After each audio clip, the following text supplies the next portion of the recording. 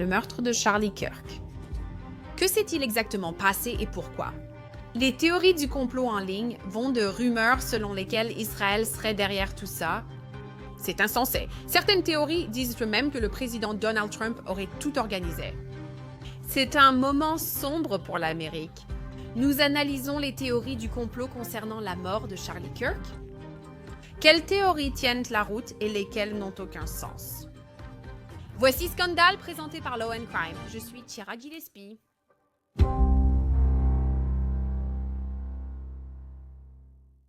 En moins de 2 semaines depuis le meurtre de Charlie Kirk, des centaines, voire des milliers d'histoires ont circulé sur les faits réels. Nous avons vu des mises à jour dans l'affaire, des accusations portées, une comparution au tribunal, une cérémonie commémorative et tellement de discours sur les réseaux sociaux. Mais malgré tout, nous avons encore tant de questions. Et honnêtement, il y a beaucoup de théories du complot sur ce qui s'est réellement passé. Dans l'épisode d'aujourd'hui de Scandale, je vais vous expliquer. Commençons cependant par les bases et les faits tels que nous les connaissons actuellement. Charlie Kirk était un militant politique conservateur qui a cofondé Turning Point États-Unis d'Amérique, une organisation qui œuvre pour impliquer les jeunes dans la politique et les encourager à débattre. Charlie était connu pour parcourir le pays, visitant principalement des campus universitaires et interagissant avec les étudiants de cette manière. Non, je suis juste curieux. Qu'a-t-elle fait comme vice-présidente pour que tu dises « c'est ma candidate » ? Quel est le rôle du vice-président? Le vice-président est simplement le président du Sénat. Il n'a pas grand-chose à faire. Oh, C'est intéressant. Si c'est juste un rôle cérémonial, pourquoi avons-nous même un vice-président? eh bien, ce n'est pas la question, je veux dire. Elle a été chargée de la frontière. Comment a-t-elle géré? La vice-présidente ne contrôle pas la frontière. Ils reçoivent du président des projets de portefeuille. Elle a eu celui de la frontière. Comment s'en est-elle sortie?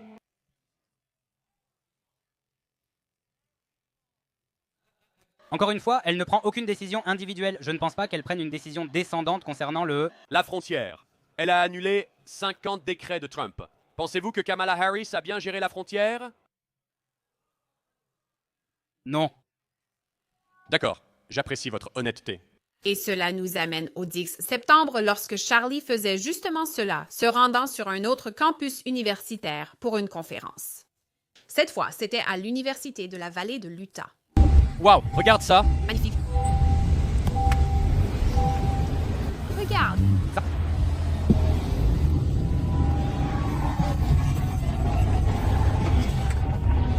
Voilà ce qui s'est passé. Je parle seulement des documents du tribunal. Environ 15 minutes après le début, M. Kirk répondait à une question sur les fusillades de masse commises par des personnes transgenres lorsqu'un coup de feu a retenti. La balle a frappé M. Kirk au cou. Il est tombé presque aussitôt.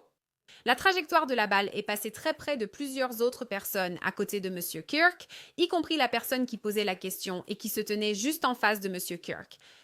Des enfants étaient près de la scène quand M. Kirk a été abattu. Monsieur Kirk a été emmené d'urgence à l'hôpital où son décès a été constaté. Ce qui a suivi, c'est une chasse à l'homme de 36 heures et finalement l'arrestation de cet homme, Tyler James Robinson. Selon les documents d'inculpation, les preuves contre Robinson incluent des textos compromettants, une note incriminante, le témoignage de ses parents et d'une amante colocataire, ainsi qu'un mobile apparent. Les procureurs affirment que la mère de Robinson a expliqué qu'au cours de l'année écoulée, Robinson était devenu plus politisé et avait commencé à pencher davantage à gauche, devenant plus favorable aux droits des personnes gays et trans. Elle a déclaré que Robinson avait commencé à sortir avec son colocataire, un homme biologique en transition de genre. Le 10 septembre 2025, le colocataire a reçu un service de messagerie courte de Robinson. « Laisse tomber ce que tu fais. Regarde sous mon clavier. » Le colocataire a regardé sous le clavier et a trouvé un mot qui disait « J'ai eu l'opportunité d'éliminer Charlie Kirk et je vais la saisir. » La police a trouvé une photographie du mot. Après avoir lu le mot, le colocataire a répondu « Quoi? Tu plaisantes, n'est-ce pas? » Robinson a répondu « Je vais toujours bien, mon amour, mais je suis coincé à Orem encore un petit moment. Ça ne devrait plus être long avant que je puisse rentrer à la maison, mais je dois encore récupérer mon fusil. Pour être honnête, j'avais espéré garder ce secret jusqu'à ma mort de vieillesse. Je suis désolée de t'impliquer. Le colocataire a dit que ce n'était pas toi qui l'avais fait, n'est-ce pas? Et Robinson a répondu « C'est moi, je suis désolée. » Tyler James Robinson est désormais accusé de 7 chefs, dont meurtre aggravé, tir illégal ayant causé des blessures graves, obstruction à la justice, subornation de témoins et violence devant un enfant. Robinson a déjà comparu devant le tribunal, où les procureurs ont indiqué qu'il prévoyait de demander la peine de mort. Nous venons de déposer un avis d'intention de demander la peine de mort soumis par le procureur du comté d'Utah, Jeff Gray. Cela devrait donc être dans le dossier du tribunal.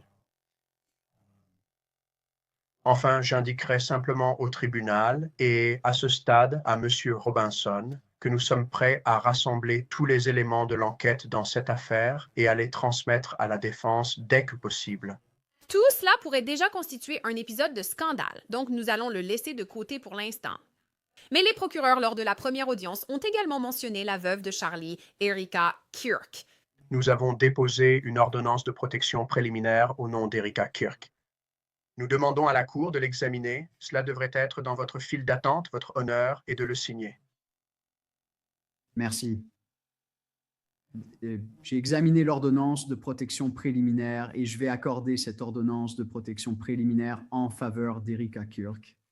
Parlons un instant d'Erika Kirk. Elle a fait plusieurs déclarations depuis la mort de Charlie, comme celle-ci tirée de son plateau. Les malfaiteurs, les responsables de l'assassinat de mon mari n'ont aucune idée de ce qu'ils ont fait. Ils ont tué Charlie parce qu'il prêchait un message de patriotisme, de foi et de l'amour miséricordieux de Dieu. Ils devraient tous le savoir. Si vous pensiez que la mission de mon mari était puissante avant, vous n'avez aucune idée. Vous n'avez aucune idée de ce que vous venez de déclencher dans tout ce pays et dans ce monde. Vous n'avez aucune idée. Vous n'avez aucune idée du feu que vous avez allumé en moi en tant qu'épouse. Les cris de cette veuve résonneront dans le monde entier comme un cri de guerre.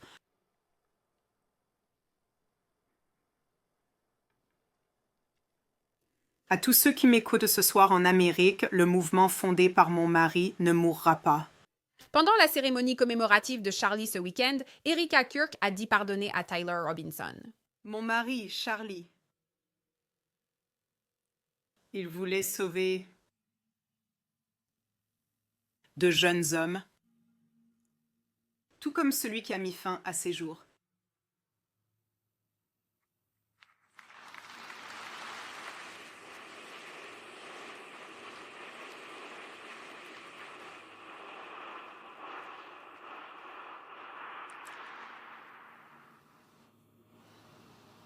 Ce jeune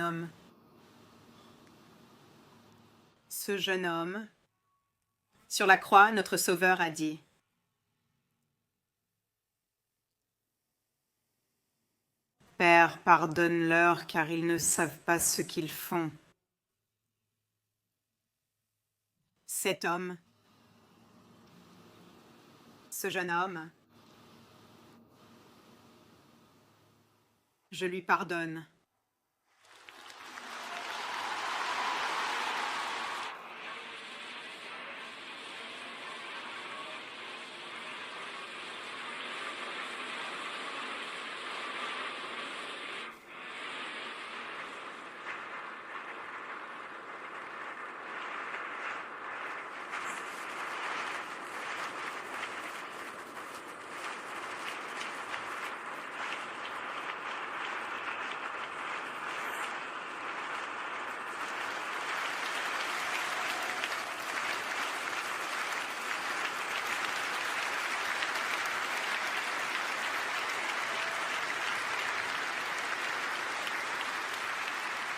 Je lui pardonne parce que c'est ce que le Christ a fait. Et c'est ce que Charlie ferait. La réponse à la haine n'est pas la haine. La réponse, nous le savons grâce à l'Évangile, c'est l'amour, toujours l'amour. L'amour pour nos ennemis. Et l'amour pour ceux qui nous persécutent. Tout cela nous amène aux théories du complot autour de l'affaire, dont certaines ont été relayées lors de la cérémonie commémorative, y compris l'allégation potentielle selon laquelle Israël serait impliqué. Donc il y a environ 2000 ans à Jérusalem, et Jésus arrive et il commence à parler des gens au pouvoir et il commence à faire la pire chose que l'on puisse faire, c'est-à-dire dire la vérité sur les gens. Ils détestent ça et deviennent fous, obsédés par l'idée de le faire taire. Ce type doit arrêter de parler, il faut le faire taire. Je peux facilement imaginer la scène, dans une pièce éclairée à la lampe. Des types autour d'une table mangent du houmous et se demandent quoi faire de celui qui dit la vérité sur eux. Nous devons le faire taire. Et il y a toujours un type avec une idée brillante, et je peux presque l'entendre dire « J'ai une idée. Pourquoi ne pas simplement le tuer ?» Ça le fera taire.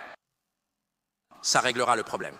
Donc, c'est l'une des théories du complot les plus répandues selon laquelle Israël serait derrière le meurtre de Charlie. Tucker Carlson a évoqué Israël dans son éloge funèbre, suivi plus tard par des commentaires similaires de Candace Owens.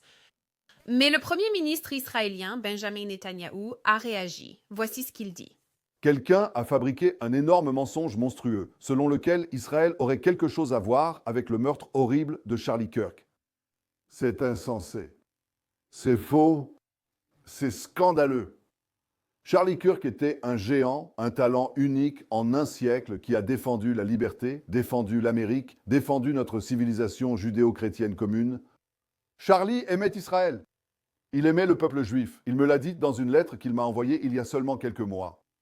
L'un de mes plus grands bonheurs en tant que chrétien, disait-il, est de défendre Israël et de m'allier aux Juifs pour protéger la civilisation judéo-chrétienne. Il m'a encouragé à expliquer au peuple américain l'importance d'Israël pour la sécurité nationale des États-Unis.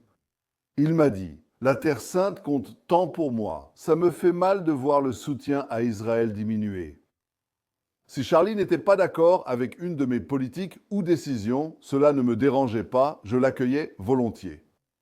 C'est la fin. L'essence de Charlie, celle d'un pays libre, c'est ce que Charlie symbolisait. Et je savais que ces suggestions venaient toujours du cœur, de son amour pour Israël et de son amour pour le peuple juif.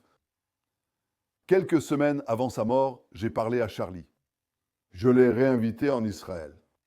Et hélas, cela n'arrivera pas. Maintenant, certains colportent ces rumeurs répugnantes, peut-être par obsession, peut-être avec un financement qatari.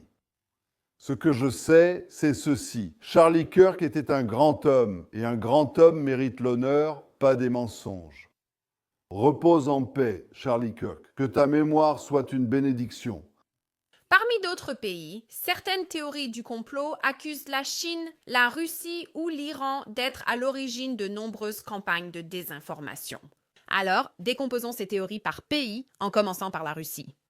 Ici, l'accusation est que les médias en Russie diffusent de la désinformation sur les faits concernant ce qui s'est réellement passé, dans le but de faire paraître les États-Unis plus fragiles ou instables en général.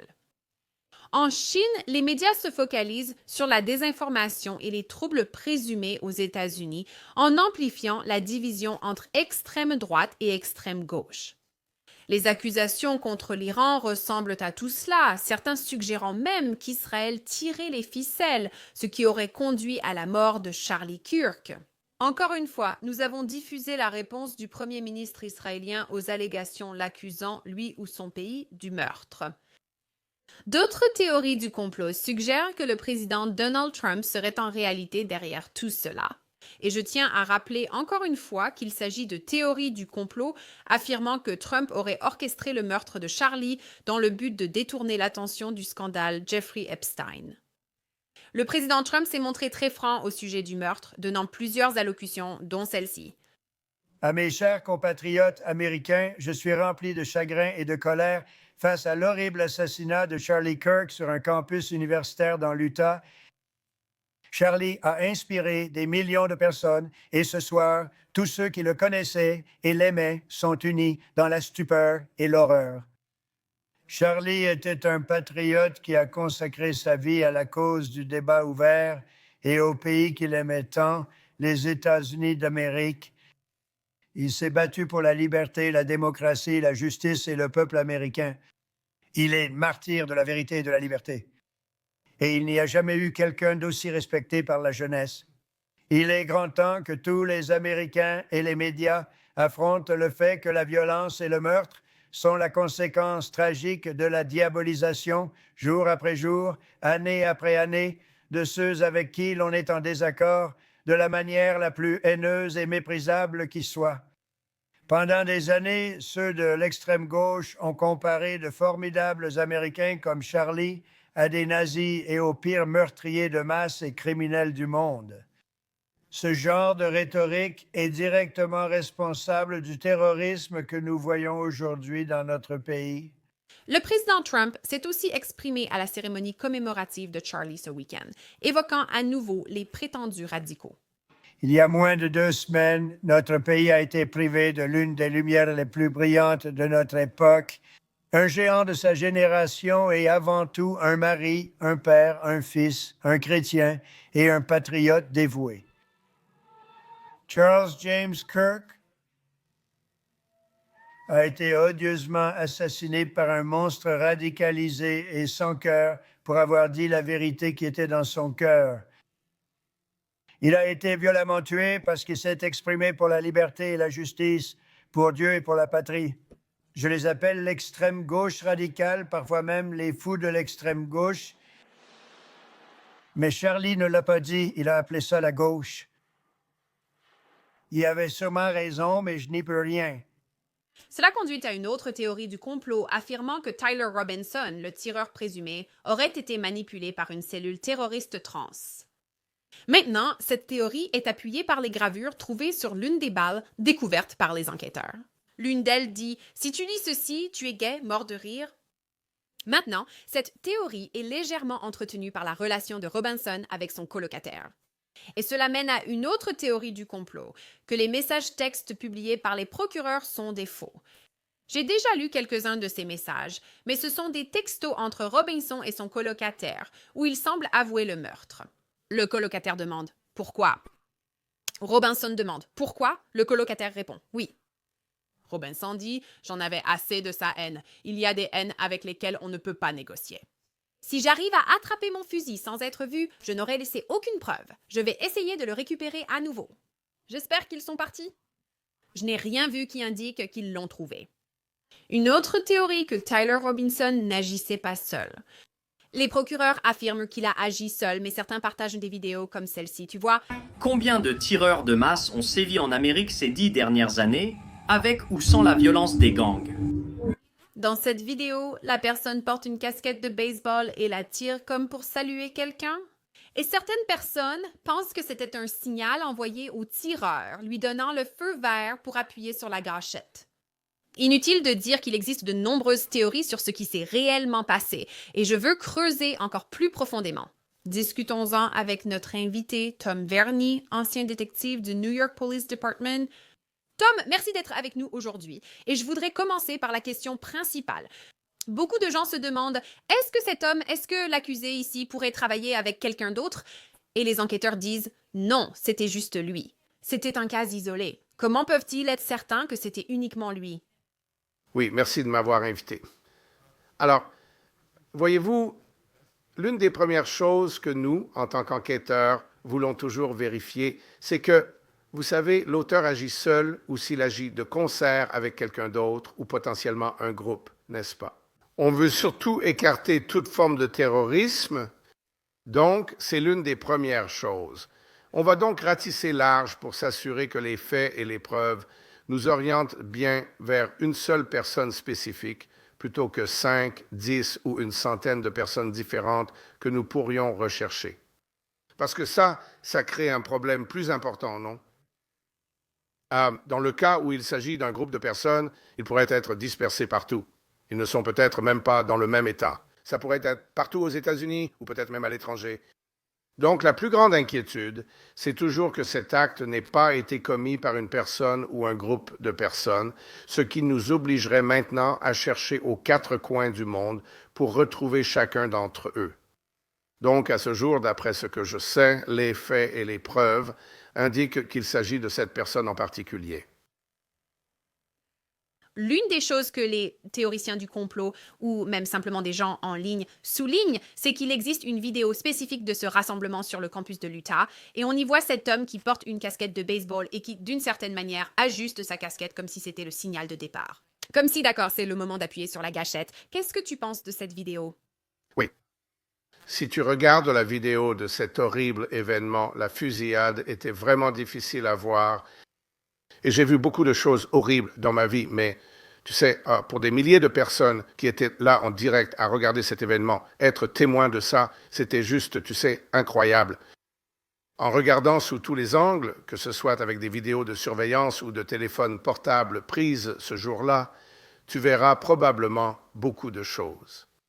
Et puis, si tu commences à tu sais, assembler une chose avec une autre, ça pourrait donner l'impression qu'il pourrait y avoir un autre angle, un autre tireur ou d'autres complices pourraient être impliqués. Tu sais, le plus important à retenir dans ces enquêtes, c'est qu'on doit s'en tenir aux faits et aux preuves. Les faits et les preuves, les faits et les preuves. À notre époque en Asie, il est très facile de partir dans tous les sens et de lancer 100 000 théories du complot différentes. J'ai vu ceci, j'ai entendu cela, et je pense que quelqu'un d'autre aurait pu être impliqué. Et j'ai vu beaucoup de ça en ligne. J'ai vu beaucoup de gens en parler. Eh bien, vous savez, Charlie Kirk disait que le gouvernement devrait publier les dossiers Epstein non censurés. Comme il était si franc à ce sujet, le président Trump l'aurait probablement fait éliminer. Vous savez, ou alors c'est toute l'aile gauche du Parti démocrate.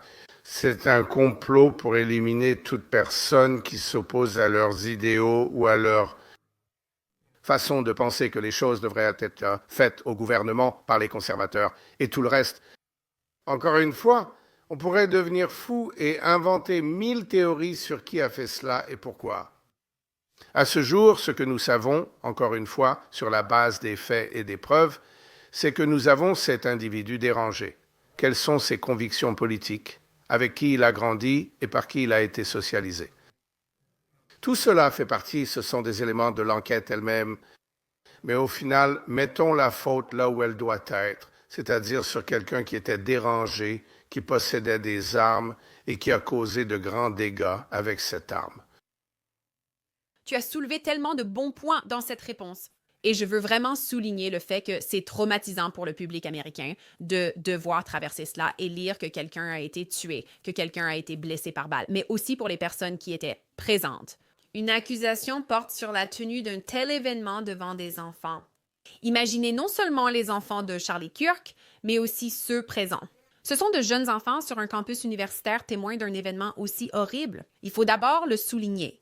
Deuxièmement, certaines théories évoquées concernent d'autres pays. L'implication possible du président Trump ou l'hypothèse d'une cellule terroriste transgenre. Alors, essayons d'analyser tout cela. Si nous parlons d'autres pays, un pays qui a beaucoup été mentionné dans tout cela, c'est peut-être Israël. Peut-être qu'ils étaient impliqués d'une manière ou d'une autre, que ce soit le premier ministre ou simplement quelqu'un d'israélien en général.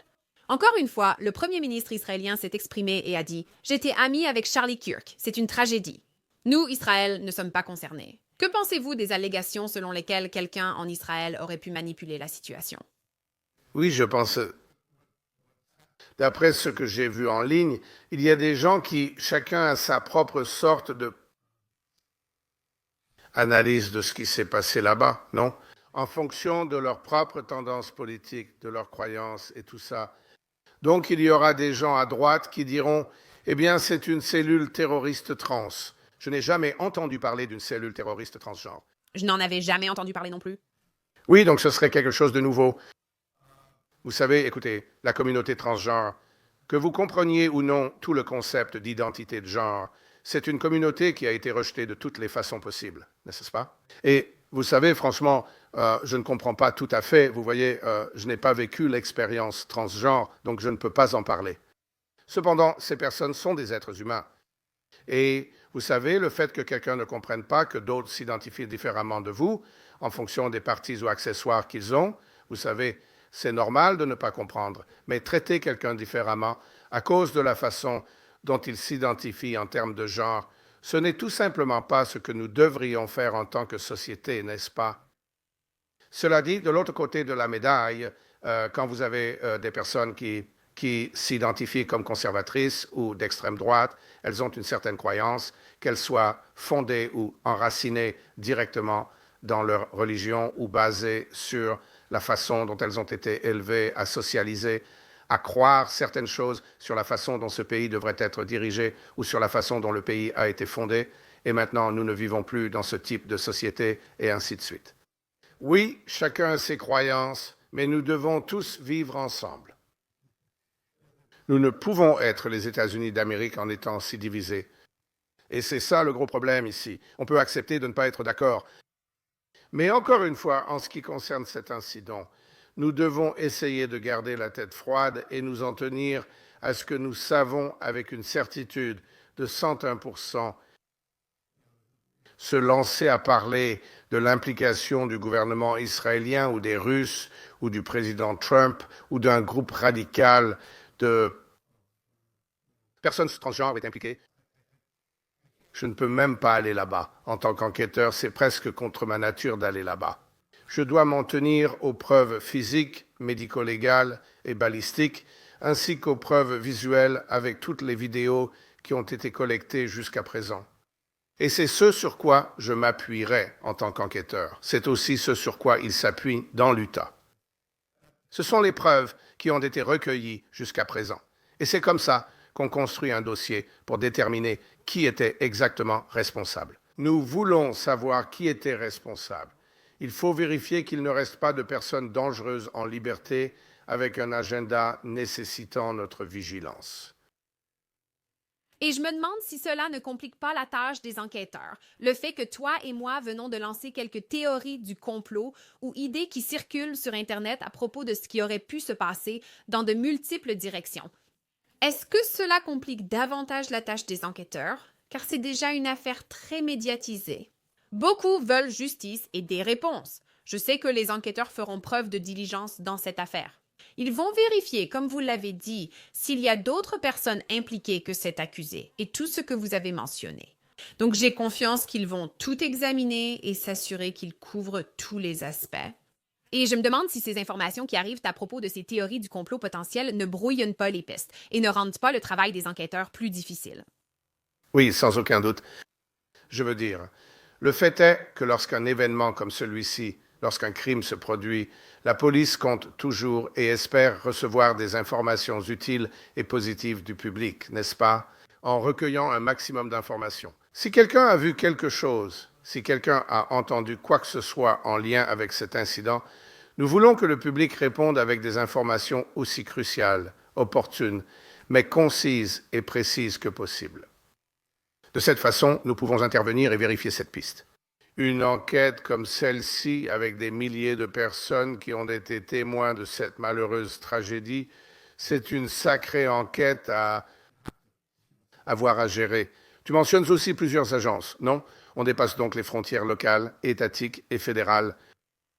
Donc il y a beaucoup de personnes qui doivent enquêter sur cet incident, avec énormément de gens à interroger. Beaucoup de preuves physiques et d'autres types de preuves doivent être recueillies. Ainsi, nous pouvons corroborer des éléments pour constituer un dossier solide contre la personne responsable. Alors, que quelqu'un dise, eh bien, j'ai lu quelque chose en ligne qui suggère que les Israéliens pourraient être impliqués, ce n'est pas suffisant. J'ai lu en ligne qu'il y aurait une grande cellule terroriste transgenre. Tout ce que cela va faire, c'est gaspiller du temps et des ressources alors qu'ils n'ont aucune preuve réelle et solide pour appuyer cela. Donc c'est bien, ça éloigne les enquêteurs des bonnes informations solides qu'ils devraient suivre et relier à une autre piste pour que nous puissions maintenant résoudre cette affaire aussi rapidement que possible. Bien que ces affaires aient tendance à durer assez longtemps, même après l'arrestation, l'enquête se poursuit toujours. Je veux dire, l'ampleur de tout cela, d'abord, le nombre de témoins que nous avons, et puis en plus, tous les témoignages qui arrivent, ils doivent tout examiner et s'assurer de ce qui est exact, ce qui ne l'est pas, ce qui est un vrai témoignage et ce qui n'est qu'une étrange théorie du complot. Et l'une des autres théories qui circulent aussi sur Internet, c'est que certains des messages, textes qui ont été publiés provenant de l'accusé, ici, Robinson, et de son colocataire ou amant, la personne avec qui il avait une relation, je suppose, serait de faux messages textes. Ils ne sont même pas réels. Ce qui est intéressant, c'est que j'ai lu les messages directement dans les documents d'inculpation des procureurs. Ce sont des documents judiciaires. C'est là que j'ai trouvé les messages, textes présentés dans cet épisode. Et certaines personnes disent « Oh, ils ne sont même pas réels ». Ce n'est pas ce qui s'est passé. Je veux dire, qu'est-ce que tu peux répondre à ça? Je veux dire, pourquoi des responsables gouvernementaux présenteraient-ils ces messages textes s'ils n'étaient pas réels? Oui, encore une fois, je pense que certaines de ces théories naissent de la peur que certaines personnes essaient d'orienter cette affaire vers un certain type d'individu ou un groupe d'individus. Les textos, appels et autres sur téléphone portable reçoivent des signaux des antennes relais. Et cela va nous donner les preuves dont nous avons besoin concernant l'emplacement des téléphones portables et ce qui se trouvait à proximité pour regrouper ces éléments géolocalisés. Et ensuite, ils vont devoir assigner à comparaître toutes les différentes compagnies de téléphonie mobile pour obtenir des copies, que ce soit des appels téléphoniques ou des messages textes, et des éléments qui seront présentés au tribunal. Donc toutes ces démarches se font par l'intermédiaire du tribunal. Ce sont des assignations qui sont faites, disons pour l'exemple, que ce soit à Verizon, AT&T ou Google Fi, et ensuite ils reçoivent ces informations. Puis ces informations sont soumises au tribunal. Tout cela est donc très officiel, non? C'est ce que je dis.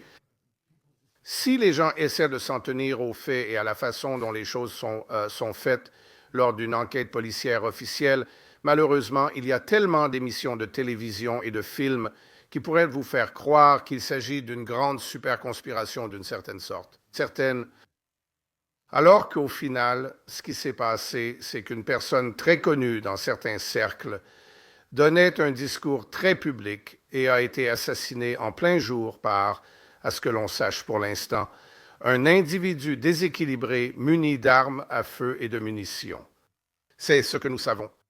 Maintenant, au cours de l'enquête, sur la base des faits et des preuves, si quelque chose nous amène à croire ou amène les enquêteurs à croire qu'il y a quelqu'un d'autre qui est intimement impliqué dans cette affaire ou un groupe de personnes, alors bien sûr, ils feront tout pour retrouver cet individu ou ces individus afin de s'assurer tout d'abord que les personnes responsables de cela soient arrêtées et incarcérées, mais aussi pour s'assurer qu'aucun autre incident ne se produise de la part d'autres personnes potentiellement animées des mêmes intentions.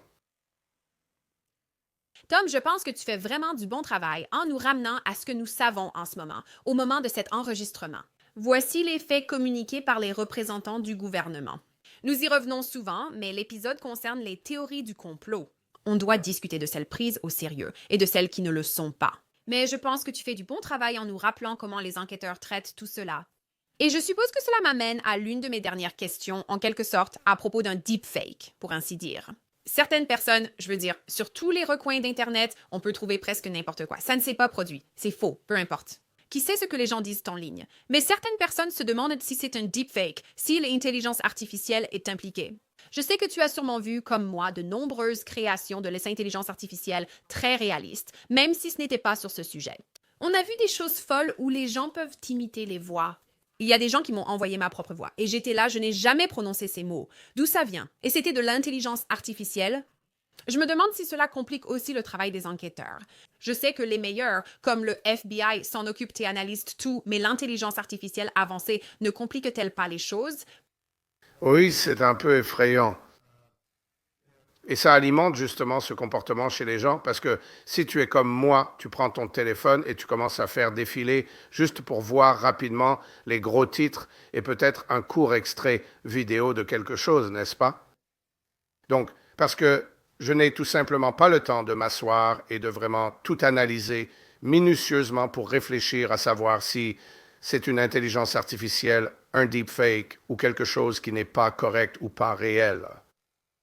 Donc, il est très facile pour quelqu'un de simplement publier quelque chose en ligne de nos jours. Il n'est pas si compliqué d'inventer quelque chose, de le publier en ligne et que cela devienne viral. Aujourd'hui, chacun est absorbé par son quotidien. Tout le monde essaie de vivre sa vie, d'aller à l'école, d'aller au travail ou de faire les deux à la fois et de vivre sa vie.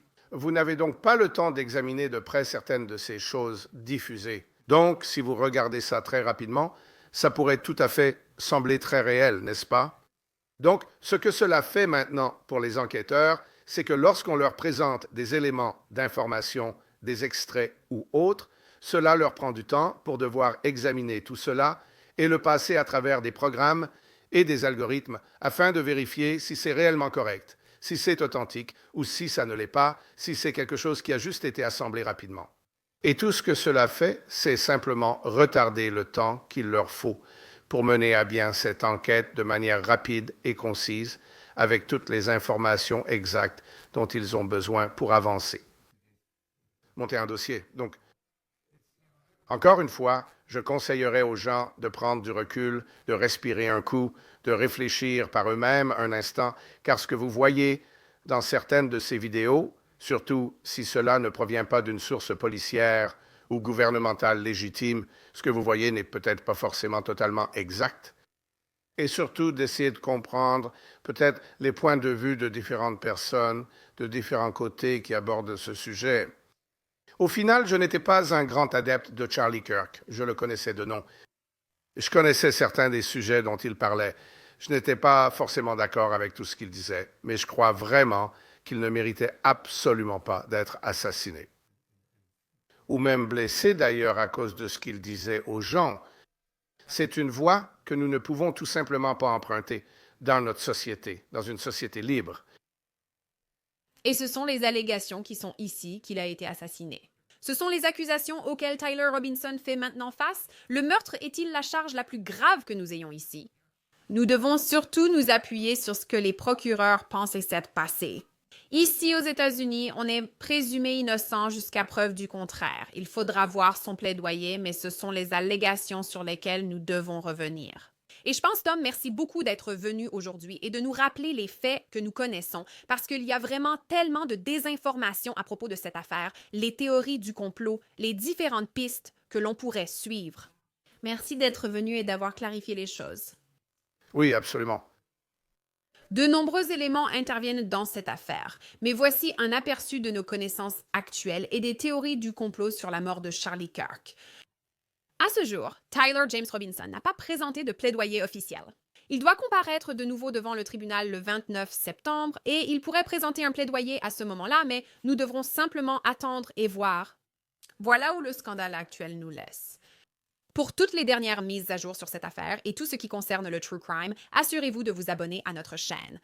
Et pour me retrouver sur les réseaux sociaux comme Instagram, cherchez-moi sous le nom de Sierra Gillespie et envoyez-nous des messages à scandalelaonecrime.com. Merci d'avoir suivi cet épisode. Je suis Sierra Gillespie, votre hôte. À bientôt.